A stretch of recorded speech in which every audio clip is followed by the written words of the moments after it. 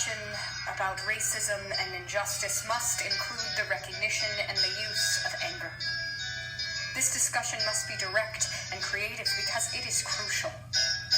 We cannot allow our fear of anger to deflect nor seduce us into settling for anything less than the hard work of excavating honesty.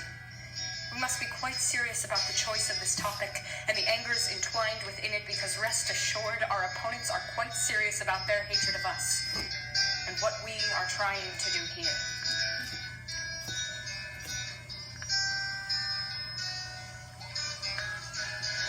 And while we scrutinize the often painful face of each other's angers, please remember that it is not our anger which makes me caution you to lock your doors at night and not to wander the streets alone. It is the hatred which lurks in those streets, that urge to destroy us all if we truly work for change, rather than merely indulge in academic rhetoric. This hatred and our anger are very different.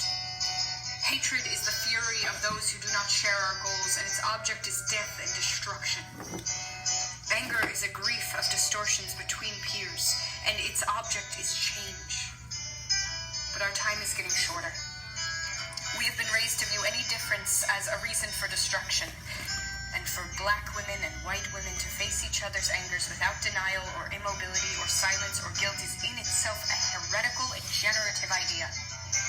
It implies peers meeting upon a common basis to examine difference, and to alter those distortions which history has created around our difference. For it is those distortions which separate us. And we must ask ourselves, who profits from this? Try to recall the number of times you became annoyed and or angry during the past week. Describe the most angry of these experiences. In becoming angry, did you wish to get back at or gain revenge? Afterward, did you feel triumphant, confident, and dominant, or ashamed, embarrassed, and guilty? Most people report becoming mildly to moderately angry anywhere from several times a day to several times a week. Anger is one of the densest forms of communication. It conveys more information more quickly than almost any other type of emotion. It's become standard operating procedure in a lot of corporate America now. When they're dealing with a certain kind of customer, they've monetized anger by making it into this tool.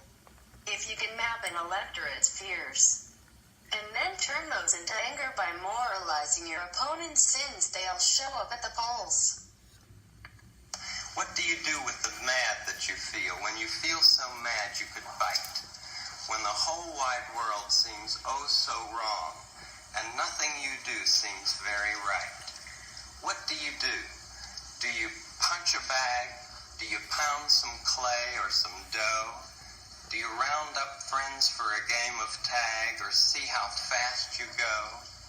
It's great to be able to stop when you've planned a thing that's wrong and be able to do something else instead and think this song.